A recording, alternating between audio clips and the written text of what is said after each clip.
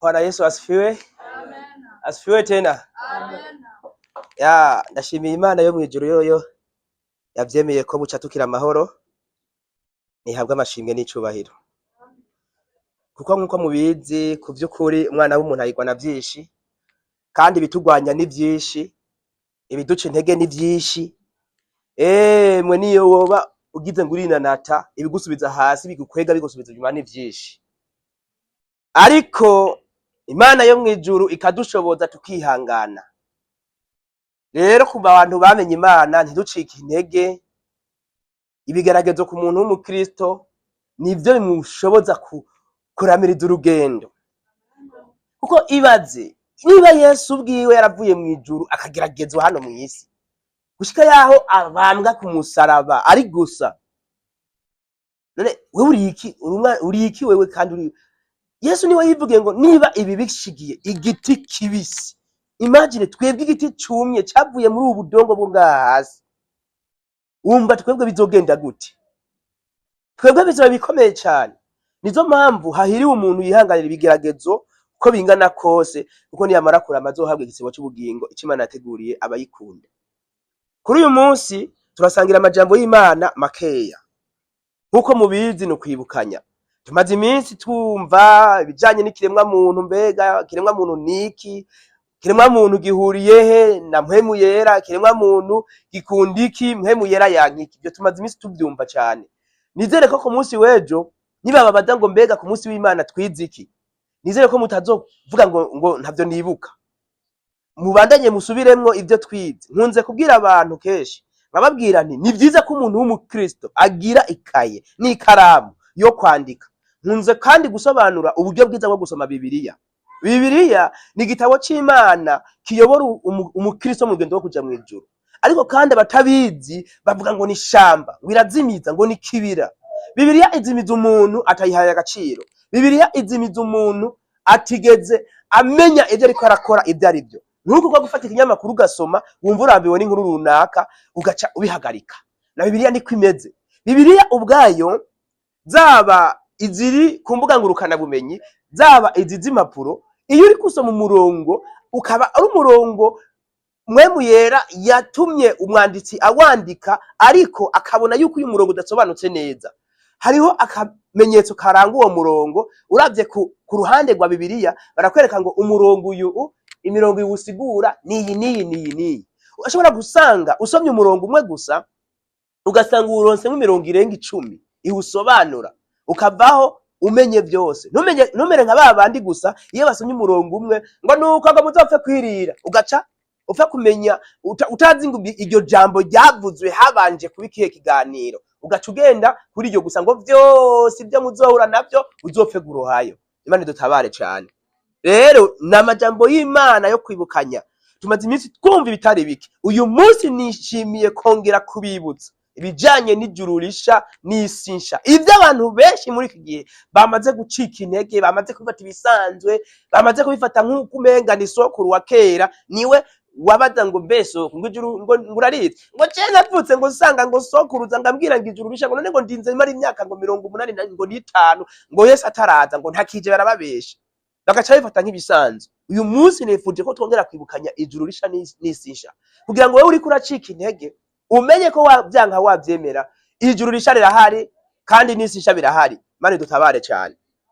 Tugiye gusoma amajambo y'Imana atandukanye, hanyuma sabe buri muntu wese ari ngaha gutega ugutwi neza yitonze, ntabe umuhombe, kuko kuvyukuri umuntu yobahombye cyane. Igituma nkunze kubwira abantu ngo muze muratunga amakarine yo kwandikamwe ni kubera iki?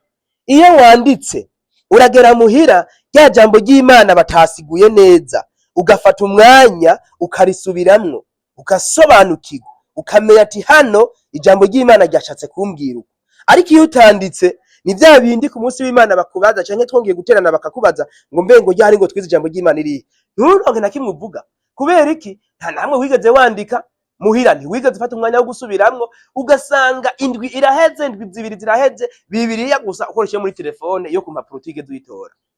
Akarorero, hari umupadiri araho ngo yigeze gutemberera umuryango, hakaba hari amafaranga yari ari ku meza. kugira ngo ntahave kumbura yogira ikibazo, arayatora azingura Bibiliya ayashiramwo. Batabibonye, hanyuma yatashe barabazanya bavuga ati umupasiteri, uyu mupadiri ko ari we yamye ngaha, amafaranga yacu akaba atabana dufise, niwe yatwaye nta kundi. Ukwezi kurahera, amezi abiri arahera, barongera baramutumako. Bagize ati jewe ndaza guciruka ubutenda mubaza ari uwo mugore. Aramubaza ati mushinga ntahe, igihe uheruka ngaha nta mafaranga watuboneye yari ngaha ku meza. Agize ati yego mbe narayabonye. None ga mushinga nta ko tutongeye kuyabona kuva havuye byagenze gute? Ababwira ati je amafaranga nase ko yo hapa yononekara, ndayafata ndazingurura Bibiliya ku rupapuro rwa mbere rutangura ndayashiramwo, ngira ndafunga Bibiliya. Imagine amezi abiri araheze uri umukristo wamenye Imana, ukaba utarazingurura Bibiliya no ku rupapuro rutangura ngo ubone ibyo Imana yanyegejemwo, ubone ubutunzi Imana yabise muri Bibiliya. Bibiliya ibitse ubutunzi bwinshi cyane, Bibiliya ibitse inkomezi nyinshi cyane. Bibiliya, abantu basoma Bibiliya barakomeye kuko niyo wotegwa utegwa uzi jambo handitswe ngo ico ge Satani ukamunesha. Yesu iyaza kuba atamaze atazi handitswe ngo Satani yari kumukubita hasi, ariko kubera ijambo handitswe ngo yaramutsinze.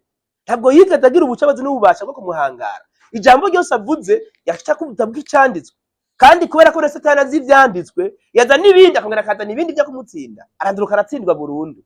Rero abakristo muri iki gihe tugira umwete wo gusoma ijambo ry'Imana, kubera ko ibihe turiko turagenda dusatira kujamwo hazohagarara umuntu afise ico yakiriye kandi yabitse mu mutima wiwe. Yes, niko bimeze.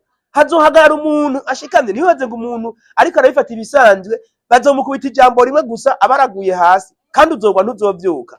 Harahiriwe umuntu afise icanditswe muri we kizomufasha ikamutabara kuri uwo munsi. Tugiye gusangira amajambo y'Imana avuga ngo ijuru risha n'isi nsha. Bibiliya ivuga iki kubijanye n'ijuru risha?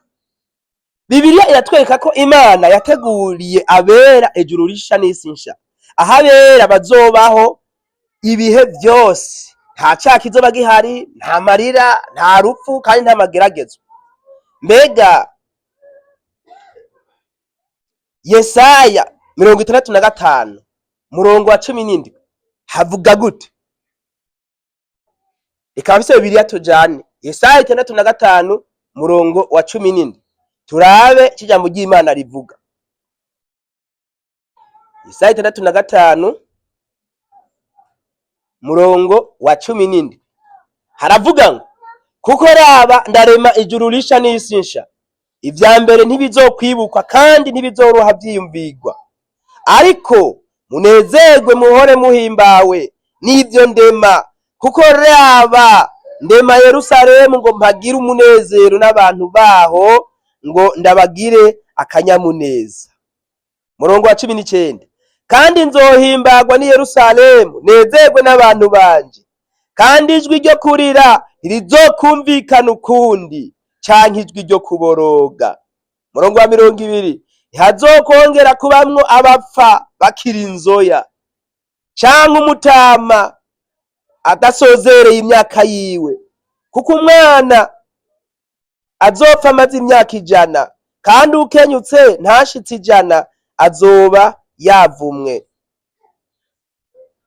Bazokubaka amazu bayiberemwo, kandi bazotera uruzabibu birira inzabibu zago. Amena. Mani dutabare cyane. Imagine hano turumvise amajambo y'Imana atari make atubwira ko Imana izorema ijuru rishasha n'isi nshasha. Kubera iki none? Kubera iki ijuru rishasha n'isi nshasha? Ico gihe iyi si turiko y'ibyago ntizoba ikiriho, kandi izoyitongora. Cewe sinje kwigisha nka babandi ngo mvuge ngo iyi si ngo niyo ngizohinduka ngo paradizo tuzobako. Ivyo Imana ikora niyizi uko izobigenza. Niyo iyi si yohinduka paradizo, ariko Satani yavanyweho, ikibi cyavanyweho, ntaco byo bintwaye. Ikibi nuko jewe no kongera kubabazwa, ikibi nuko no kongera gupfusha, ikibi nuko no kongera kurira, ikibi nuko no kongera kwiganyira ngo ndagike cyangwa ndambarike. kubera Imana ibera hose icyarimwe. Mwibuke mu itongo rya Edeni. Mu itongo rya Edeni ryari ngaha mw'isi, ariko ryari rikonegite n'ijuru. Ku mugoroba ku kayaga ka Nikera, Bibiliya ivuga ngo Imana yagendagenda muri iryo tongo. Ari naho abantu bamaze gucumura bumvise ijwi ry'Imana bakaja kwinyegeza kubera bazi ibyaha bakoze. None ngenda kubaze, ngira mbaze umuntu wese ari ngaha, ni kangahe wewe urumva ijwi ry'Imana live uriko uratembera ugacumva riravuze? Ntibikuze kumvikana. Kubera iki? Isi yaramaze guhinduka ibi y'abanyabyaha. Isi yaramaze kubamwe ikibi gikomeye cyane. Ariko niba Imana izohindura byose bikaba bishasha, niyizi uko izobigenza. Niba tuzova muri iyi si tukaja mu ijuru, niba izokombombora byose twamaze kuduga mu ijuru, hanyuma isi yamaya kuyigira nshasha igaca yururutsa wa mugwa Yerusalemu sha tukitemberamwe twizungurukira, niyizi uko izobigenza. Hari ibintu umuntu adashobora gusobanukirwa n'amaso y'umubiri canke ubwenge bw'uyu mubiri. Ariko Bibiliya ivuga ngo ivyo ubwenge bwanyu budashobora gutahura, n'ivy'amaso yanyu atigeze kubona, n'ivy'ugutwi kwanyu kutigeze kumva, ivyo byose Imana yabibikiye abayikunda. Wewe uyikunda, hari ibibazo wibaza utigera uronkera inyishu. Niyo wabaza Bibiliya ugasanga ntavyikubwira. Bibiliya urayibaza ngo none Bibiliya ngo Yesu ngazoza ryari?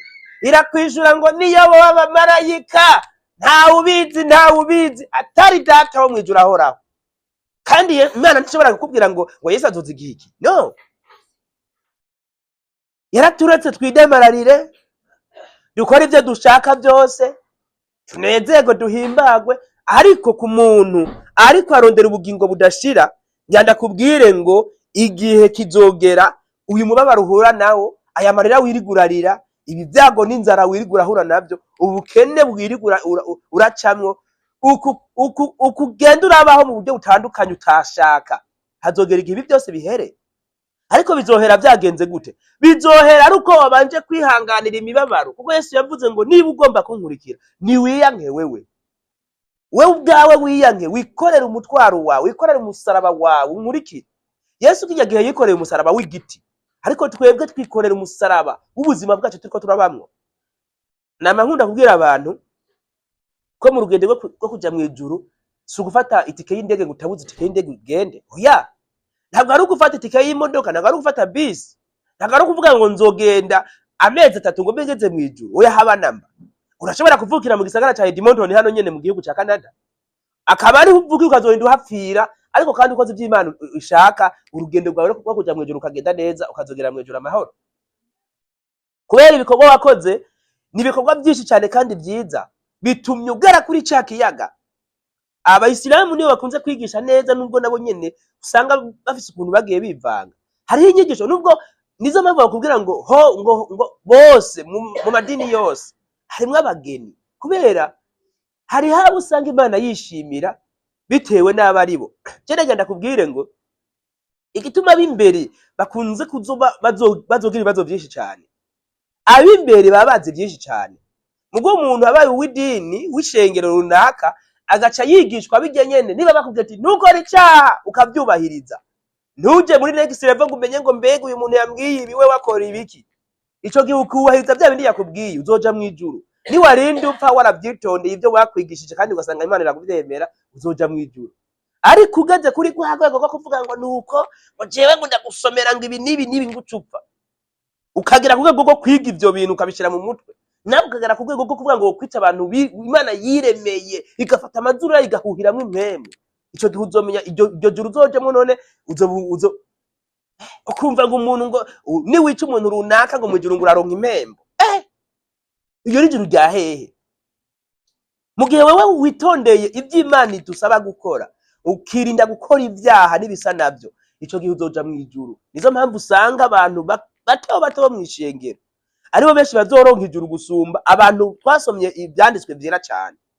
Ni nazo mpamvu iyo umuntu asoma Bibiliya, ikintu cyambere akunze gusaba Imana, mwabantu mwenda basabe, ukwiye gusaba Imana niba waramenye byinshi, kubizigamira muri wewe no kukuyobora mu nzira igororotse, bityo bizogufasha kuzoronka ijuru. Birababaje kubona uzi gusoma no kwandika, ukaba uzi gusoma Bibiliya neza, ukaba uzi gusoma ibyanditswe byera, ukaba uzi kuririmba, ariko uzoca usanga ku munsi w'iherezo ugiye mu muriro, kandi ari wowe wabyisomeye urazi iby'Imana ikunda, urazi ibyo yanga, usanga ugiye mu muriro. Ibyo bintu birababaje cyane. Imana dutabare cyane kandi tugirire neza. Ndifuza ko buri muntu wese yozobona ijuru. Ndifuza ko buri muntu wese twasenganye ku karago, twaririmbanye muri korali, twasengeye mu rusengero rumwe, ndifuza ko yozobona ijuru. Kuko bibabaje, wewe wabwiwe ubutumwa ukigishwa ngo ntugasambane, ntukibe, ntukice, ntukagirize ibinyoma mu mugenzi wawe, ntukagirire ishari abandi, akaba ari wewe uje mu muriro. Kandi waravyigishijwe, ijambo ry'Imana ryarageregere gatanga umwanya ngo nimuze imbere mupfukame, abakozi b'Imana babasengere, babasabire imbabazi, urasanga ugiye mu muriro. Bibabaje cyane. Ijuru risha n'isi nsha, hazogera igihe ubuzima ducamwo, ubuzima bwo kwangazwa, ubuzima bwo gutwagwa abana, ugasanga umuvyeyi abana be bamutwaye ngo nagende kwiga kubarera, kandi ugasanga abo babamutwaye hari abo babonye bafise imyaka 15, 16, warabagoranywe. Ca gihe wabagaburira urinze kuja guca ingero, ukirigura korera mu Rundi, ukirigura korera mu Tanzania, ukorera amafaranga 1000, ukagikorera amasaha 10, washoka yagura umufungo w'ibijumbu nirengarenga, ukagaburira abana bagafungura. Ariko ugasanga uyu munsi ahantu bajya neza, bambara neza, barara heza, bakaza kwa gutwara ngo babafashe nabi. Izo muhwe bariko barakugirira uzizihetse iki? Cyabana biwanje barabatwaye, ariko ndabikweretse amafoto y'ukuntu bari bameze muri ico gihe.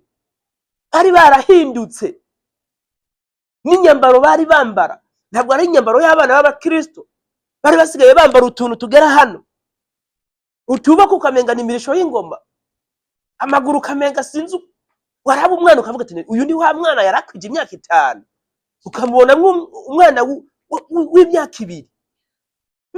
None dutabare cyane, nukuri dusenge cyane ku buryo Imana dushoboza kwihanganira ivyo tugenda turabonesha amaso. Ico gihe uri umuvyeyi uzi umwana icari cyo, uracumura ku Mana kuko uridodomba cyane birenze, uridodomba. Rero Imana dutabare cyane. Reka tubandanye dusoma amajambo y'Imana. Dusome mu Byahishuwe Yohana 21, dusome ku murongo wa 1 twere ku wa 4. Ya 21.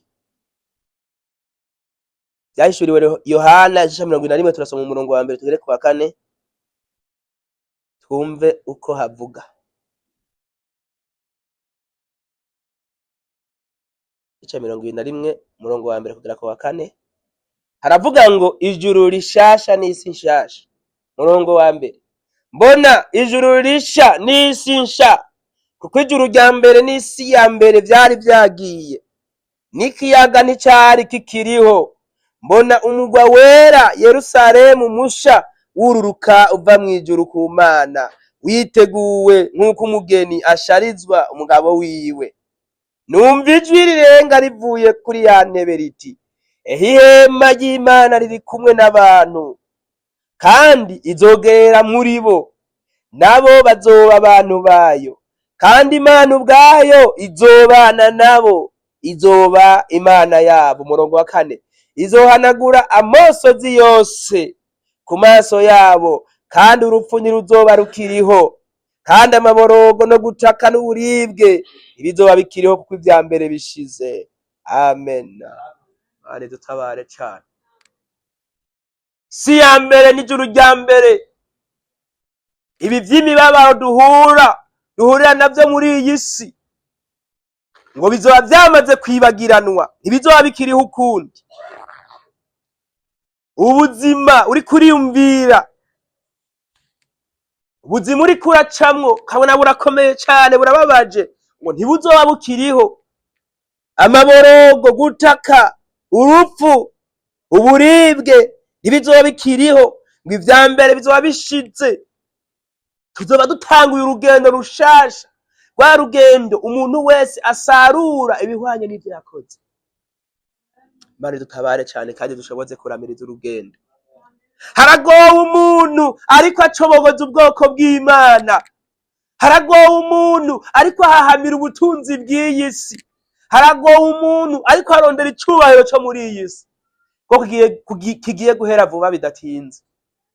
Iyo umuntu avuze ngo vuba bidatinze, abantu baravuga ngo none ko maze imyaka 40, ko maze imyaka 60. Mbega iryo jambo vuba bidatinze risobanuye iki? Mwibuke ibyo Yesu yavuze ku mugani w'inkumi 10. Yavuze ko abantu dukwiye kwama tugavye, kuko umwanya utazi sa utazi. Yesu ashobora kuza canke aba yagitebaganye gato urupfu rukagutwara. Ikibazo ni iki ngo mbega witeguye gute? Itusamare ntitubifate nk'aho ari brag. Oya haba namba. Ibaze inda zo munda zirakoroka, umwana w'umwaka umwe arapfa, uw'imyaka 5 arapfa, ufise imyaka 12, 17, 18, 23, ntacuraba, nta kontara wigeze usinya ngo umwanya je nzovira kwisi n'uyu. Undi muvyeyi yituye umwana nziyo maze. Imyaka umaze niyuzi, ariko iyo usigaje ntayumenya. Nizo mpamvu dukwiriye kwama tugavye kandi tukaba twiteguye. Iyo ugiye gusenga ugomba kuryama iyeze itunganye, ntuzi ko buza guca. Hari abantu bagufitiye imigambi mibi, bashobora kuba bagutanze kuzimu kwa Satani, kandi nibasanga uri mu ntege nke barakujana. Nibakujana mbega iherezo ryawe rabiri, barakujana isaha utazi, baragenda batanga amazina yawe n'amafoto yawe ko barayafise, barungika icumi kibugita bagukebe zose barijane, baje kugukoresha ikuzimu ibyo bashaka. Ariko niwaba witeguye wiyejeje, iryo joro uburinzi bw'Imana burakubako. Ni cagihe baza kugutora bagasanga inzu yawe iri mu kiyaga caka umuriro, ni cagihe baza kugutora bagasanga inzu yawe iri mu mwuzure usuriranya badashobora koga ngo bajabuke. Ukazokumva ariko baragutangaza nk'urumurozi, ariko urumurozi wa Yesu. Ari tutabareca. Harahiriwe abantu baroga uburozi batewemwo na Yesu. Haleluya. Harahiriwe abantu bafise urukingo batahawe n'umupfumu runaka. Sinaje kuvuga abapfumu mu mazina, haba namba, nubwo hari benshi cyane baca ku mashusho media bigize itangazo, ariko sinaje kubavuga mu mazina. Ariko harahiriwe umuntu afise urukingo yahawe n'Imana yo mwijuru ihoraho, atahawe n'umupfumu runaka, atahawe n'umurozi runaka, atahawe n'idayimoni runaka, atagiye gucisha ahantu runaka. Harahiriwe umuntu yashyize ku rukingo n'Imana. Abantu twashyize ku rukingo n'Imana dufise uburinzi bukomeye. Ni byinshi badutegurira. Wagiye gusenga, wagiye gutelefona mwijuru ukavugana n'Imana, ijwi ry'Imana rikamanuka, ishobora guca muri wowe ikabikwereka, ishobora guca ku wundi utazi akaza akagusanga akakubwira ngo iyi nzira ntiwongere kuyicamwo, baguteguriye ibi n'ibi n'ubicamwo biragufata. Kandi iyo wumva ijwi ry'Imana ugaca hahandi, wa muntu yabiteze agasanga ntibiguhitanye, kandi yari yambaye kinze shuwa yabiteze ngaha, ashaka kugutegerera hajya uza kuza kubona. Ariko kubera iki bw'Imana, telefone y'Imana yagutelefonye, inzira yawe wayikwefye, waciye ahandi, azotegereza abone ko umutego ushibuka bure abure, kubera ko turi mu buntu bw'Imana. Haleluya. Hari ibintu rero twokwirinda kugira ngo tuzoje mu ijuru. Imana dusaba gukurikiza ibyo yavuze, twirinda ibidashimwa nayo. Bibiliya niyivuga ibintu abantu bakwiye kwirinda kugira ngo bazoragwe ubuzima bw'iteka, ubuzima budashira, ubuzima bw'ibihe byose. Mbega ivyo bintu nibiki? Yohana wa mbere 4:20 havuga gute? Yohana wa mbere 4:20. Yohana wa mbere 4:20 haravuga ngo umuntu niyavuga ati nkunda Imana akanka mwene data wundi aba ari umubeshi. Kuko udakunda Imana data yabonye. Reka nsubire nk'ahantu. Kuko uwudakunda mwene data yabonye ntashobora gukunda Imana atabonye. Amen. Kimwe mu bituma dushobora kuzoja mu ijuru nuko niba tuvuga ngo dufise urukundo tugwerekane mu bantu bayiremeye, tureka kubesha imbere y'Imana ngo dufise urukundo kandi atavyibona. Ico ni kimwe mu bizotuma uja mu ijuru. Ikigira kabiri mu bizotuma umuntu aja mu ijuru, tugiye kuraba icarico.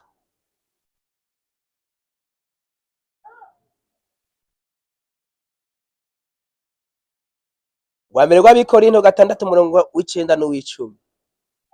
Tumenye mbega havuga gute. Wa mbere rw'Abikorinto 6:9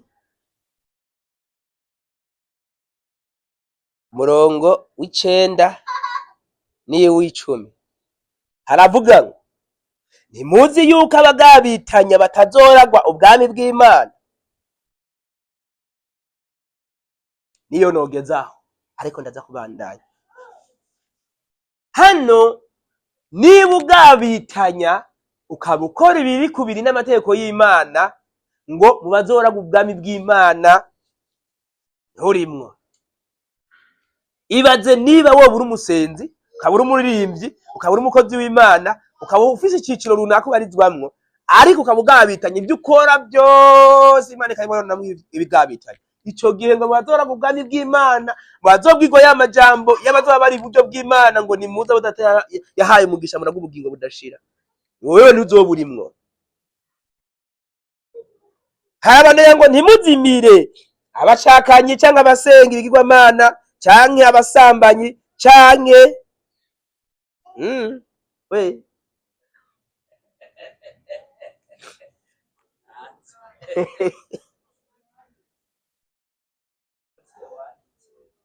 ahantu namwe muhisomere muze kuyisomera mu Rwa mbere rw'Abikorinto 6:9 n'uw'10. Ngo canke abagabo babashakanye babatinganye. Muze kwasoma mu Kirundi baza kumva ukuntu havuga neza. Murongo w'10 ngo canke ibisuma canke abifuza canke imboregwa canke abatukana. Usanga umuntu hariyemesha ngo kunywa ngo nta kibazo, urumva ngo Yesu yavuze ngo ibija mu muntu ngo ntibimuhumanya, ariko ibimuvamo ngo nivyo bihumanya. None niba hano havuze ngo ibisuma, abifuza canke imboregwa, ntushobora kuborega utanyweye, ico nikibaho. Canke abatukana canke abanyazi ngo ntibazoragwa ubwami bw'Imana. Murongo w'11 ngo kandi bamwe muri mwebwe niko mwari muri, ariko mwaruhagiwe. Naje nama nababwira ko ariko narindi, ariko naruhagiwe n'amaraso ya Yesu. Ubu sinkibarizwa mu nzira nahora ndimwo. Ari nazo mpamvu usanga iyo umuntu avuye muri byo Satani acarushirizaho kumuhiga cyane bikomeye. Ariko harahiriwe abantu baramiriza mu rugendo bakihanganira uburibwe bwose ariko baracamwo bagahanga amaso imbere. Nturabe inyuma, nturabe hirya, nturabe hino, hanga amaso imbere. Nzi neza ko Imana igutegeye amaboko kandi yiteguye kudutabara. Muze gusoma hajya ahantu nasimbye mwumva uko havuga.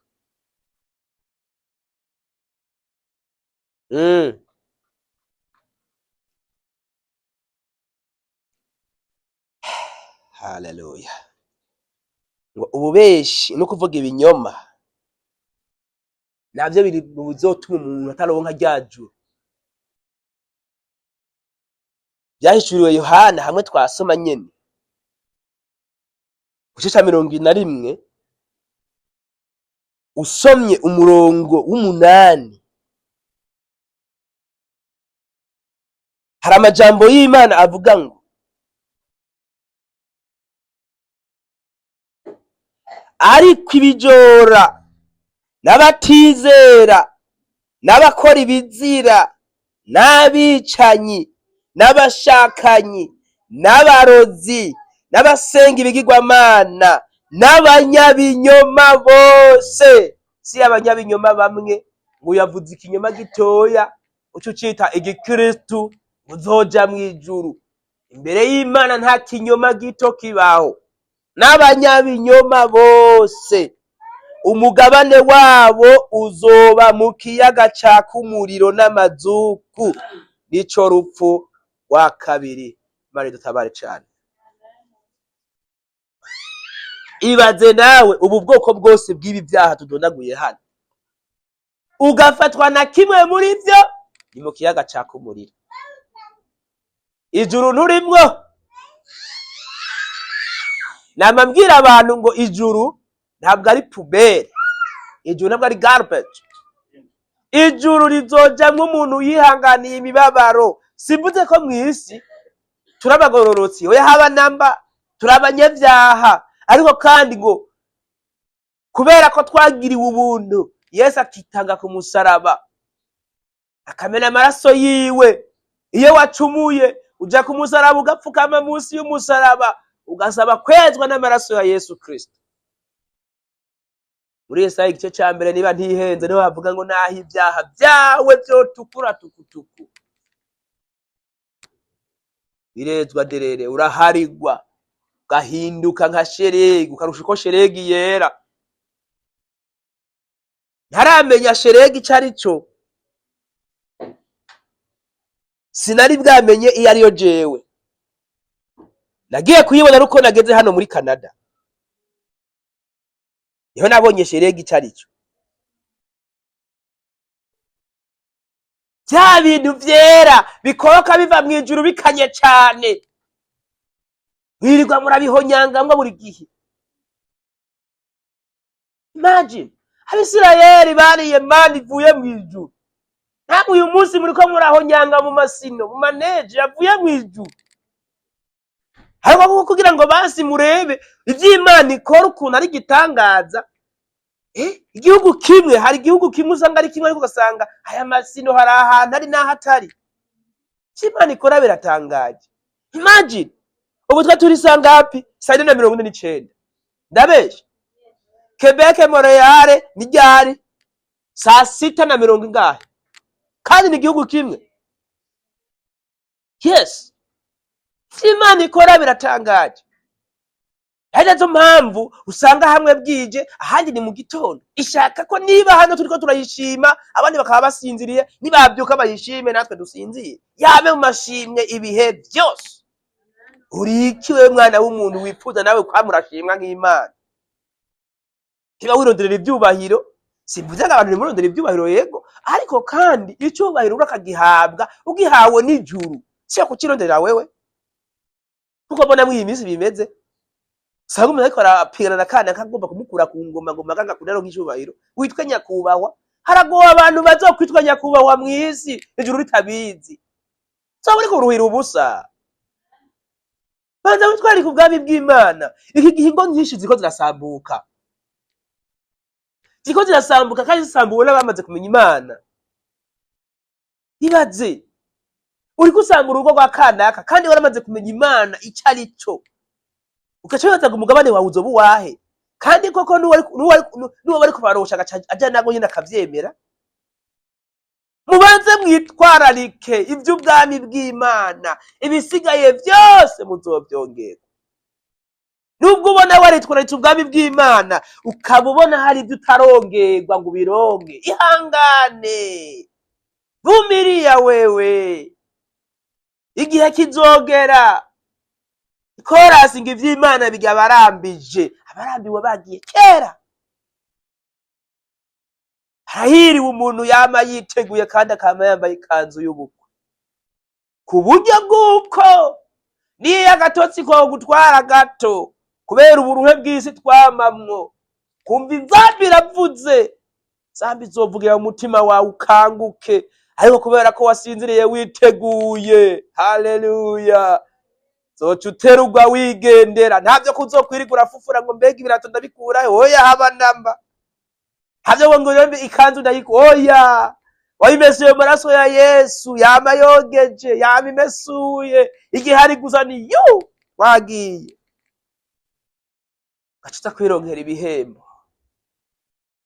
wazogera mw'ijuru ukabona abo wari uzi mwasengana, wanashaka bavugishwa, wanashaka bakora umurimo w'Imana bakaja no mu bindi bihugu, ugacubona bagiye mu ruhande rwo kubafu kw'Imana ati nurya ariwe sinzi urujambo rw'icongereza numva bakunze kwitwa ngo niba ari role model, ntumbaze sinzi ukuntu babivuga nimungore. Imagine umuntu yari icitegererezo cawe ugasanga agiye mu mugabane w'abaja mu muriro.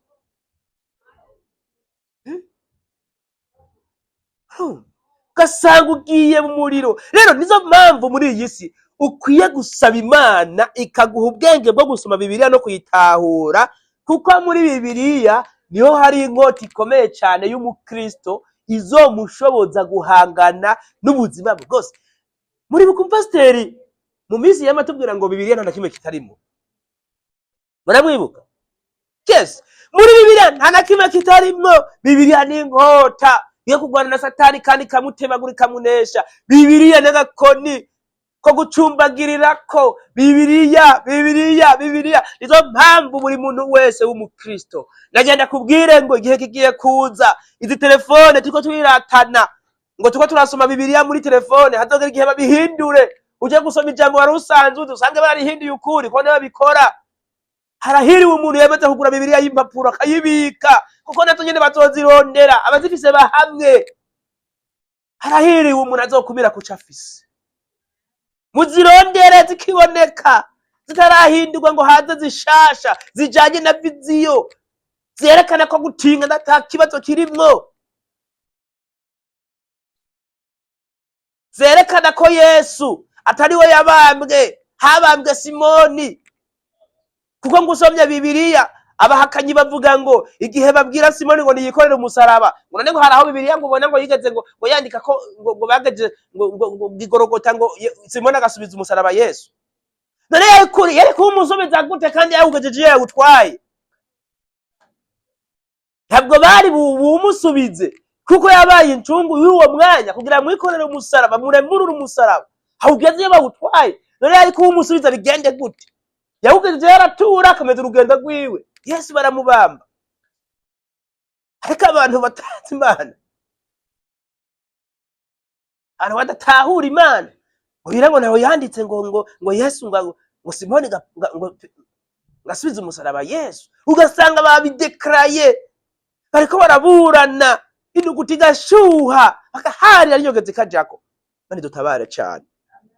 Nazo mpamvu jewe bijaye n'impare higo nabijamwo, kuko iyo bigiyemwo ntihabura gucumura, uravuga n'amajambo utaruzi wewe, ugasanga uriko urashingira intahe ukaduruka ugafatwa mpiri. Kubera iki? Ivyanditswe n'ibike muri wewe.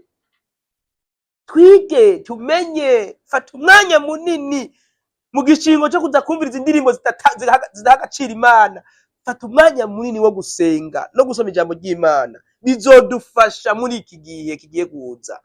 Igihe kibi cyane aho abisi babibona ko ari viziyo igezweho. Mwibuka ivyanditswe muri Yohana, mu byahishuriwe Yohana 13, ibya cakimenyetso kiriko kirategwa ku bantu, kandi ntabwo babizana nkuko bavuga ngo ni igikorwa runaka kibi. Oya, ni terambere. Aho banki yawe izuba yesitariye muri wewe, nile kubera iki kukuboko kukubafu no mu ruhanga nkuko birivuga. Wayi batagitera kukuguru, wayi batagitera kwitama, kandi ushobora gufata kanya kantu gasikaniye ukoza kwitama kabira heze. Wayi mugahanga no ngago kubafu. Dusenge cyane. Bibiliya ivyo yagiye irandika byose wavyanditse. Nazo mpamvu ijambo ry'Imana rivuga ngo ivyanditswe byose byahumetswe n'Imana, kandi bifise ikimaze cyo kwigisha umuntu no kumuhana no kumutoza ingeso nziza mu kugororoka kugira ngo umuntu abe uwushitse. Ijambo ry'Imana rivuga. Ure harahiriwe umuntu yabitse ibyanditswe muri we, kuko igihe kigiye kuza aho umuntu wese azotungwa n'ivyo yakiriye. Bibiliya itubuza gukunda isi cyane. Ntidukunda isi cyane. Ni isi turimwo, n'isi dutungiyemo imiryango yacu, ariko ntuyihebere cane ngo urenze urugero. Itwararika ubwami bw'Imana. Yohana wa mbere 2:15 kugera ku 17. Murantunga ndiko ndagera nkaca nsoma. Yohana wa mbere 2:15 kugera ku 17. Haravuga ngo ntimugakunde isi canke ibiri mw'isi. Umuntu niyakunda isi, gukunda Data wa twese nikuzoba kuri muri we. Kuko ibiri mw'isi, kuko ikiri mw'isi cose ari ivyifuzo vy'umubiri n'ivyifuzo vy'amaso n'ubwibone bw'ubugingo, bitanduruka kuri Data wa twese, ariko vyanduruka mw'isi. Murongo wa 17. Kandi isi iriko irashirana n'ivyifuzo vyayo, ariko ukora ivy'Imana igomba yamaho ibihe bidashira. Haleluya. Bari dutabare cyane kandi tugirire neza. Hano turahabonye amajambo y'Imana avuga ngo ntitugakunda isi canke ibiri mw'isi. Kandi uribuka ko isi ariyo turimwo, tuyifisemwo amazu, tuyifisemwo amamodoka, tuyifisemwo imiryango, tuyifisemwo imirima, tuyifisemwo amatongo, tuyifisemwo amabanke. Ariko ijambo ry'Imana ngo ntitugakunda isi canke ibiri muri yo. Harahiriwe umuntu ivyo afise vyose bidakunda isi, ahubwo yabikundishije ijuru. Abana bawe bakundisha Imana nibigushobokera. Ko hari abantu benshi bidashobokera, hari abantu benshi bahura na bipingamizi, bahura n'imbogamizi, ugasanga ugerageza gukundisha abana bawe Imana yo mwijuru, ariko ntibikunde. Ariko nzi neza ko hamwe no gusenga Imana nta kintu na kimwe kidashobora kugenda neza. Nubwo wabona ko hari umwana uyu munsi atariko arakurikira Imana kandi wikurikira, ihangane ugume ku mavi. Aha nyene ku mavi niho biva. Aha niho biva. Birashika kikaba ari ikigeragezo cawe kugira ngo Imana irabo kwihangana kwawe. Ariko nzi neza ko hamwe no gusenga Imana bizogenda biza, kuko nta kintu Imana twayisavye yatwimye. Itibanye umwana wayo w'ikinege ikamutanga kugira ngo jewe nawe turonke ubugingo. Yoba urite kudutabara, yoba urite kutugwanirira, yoba urite kudutegera amaboko kandi tugeramiwe na Satani. Bari tugirire neza kandi tutabare cyane.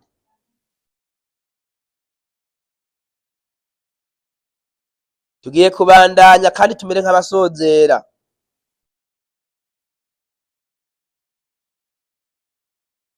Sobe muri Petero wa mbere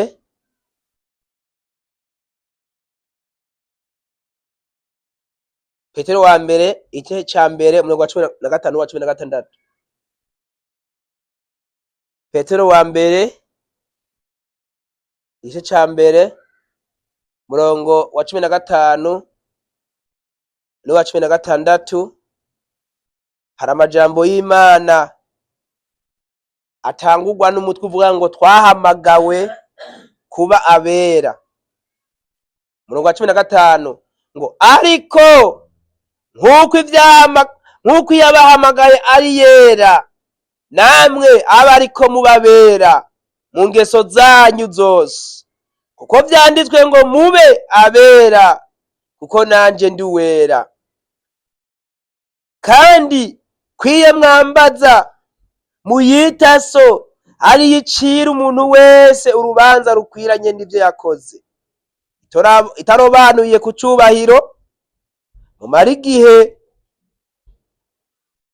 mumare igihe cyo kuba inyambukira mutinya. Iri jambo duhereje ko ngo mumare igihe cyo kuba inyambukira mutinya. Hari umuntu yavutse muri viziyo atwa arisobanukiwe, ariko nkuko mubizi muri iyi si wacu, muri iyi si turi nyambukira, turi ingenzi zihaca zirengana. Iwacu ni mw'ijuru, aho Yesu yagiye kudutegurira, aho tuzoba ibihe byose. Yaradusezeranya aravuga ngo nimuhagarike imitima yanyu, mwizere Imana nanje Yesu munyizere. Imuhira kwa data hari amazu menshi, iyaba atariyo mba nabibabwiye. Ngo ariko ko ngiye kubategurira hanyu uzogaruka kubajana, kugira ngo aho ndi namwe abariho muba. Izo mpamvu rero umurongo uvuze ngo tumare igihe cyo kubinyambukira dutinya icaha n'igisa naco, dutinye buri kintu cyose cyo dukura mu mugambi w'Imana, dukora ivy'Imana ishaka kugira ngo dukure tuzoragwe ubugingo budashira. Imana dutabare cyane. Ivyo ni bimwe mu bintu umuntu akwiye kwirinda kugira ngo azoronke ijuru. Twumvise ibitari bike, kandi n'ubu woshaka yobandanya agakomeza, ariko ikintu cyose gifise igihe caco.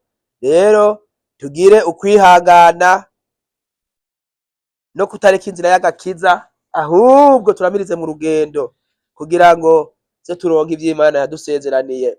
Tugiye kurangiriza muri Matayo 24, turasoma umurongo wa 13, nibishoboka turarenzaho gatoya. Matayo 24, so umurongo wa 13, twumva ukuntu hatubwira. Haravuga ngo ariko wihangana agashitsa kw'iherezo niwe azokira.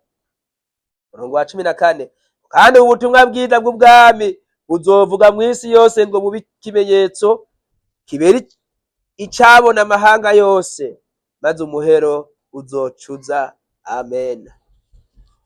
Baratugirira neza cyane. Hano umurongo wa 14 haravuze ngo, umurongo wa 13 ngo ariko wihangana agashitsa kw'iherezo niwe azokira. Wewe ntushobora kuzokira utihanganiye ibigeragezo. Ni uko kandi kubera ko intumbero yacu twariko turiga ijuru risha n'isi nsha, twabonye iryari ryo ijuru risha n'isi nsha, tubona ivyo dukwiye kwitwararika kugira tuzorijemwo, tubona ivy'Imana yanga.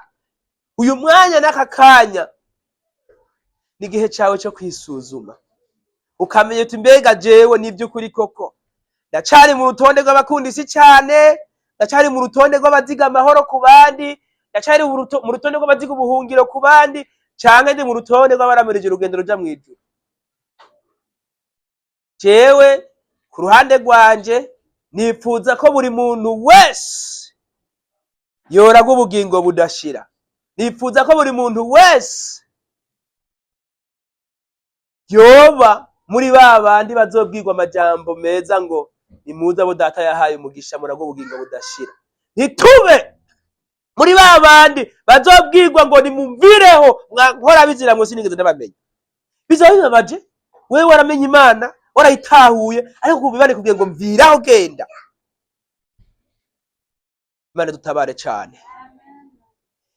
Niwumva mu mutima wawe haraho utagenze nk'uko Imana ishaka, abakozi barahari baradusabira imbabazi, kandi koko niko bimeze muri iyi si. Twamba mu bibazo, muri iyi si twamba mu ntambara, ariko kubera ko Yesu yamenye amaraso ku musaraba kugira ngo umwizera wese ntapfe rubera kahabwa ubugingo budashira.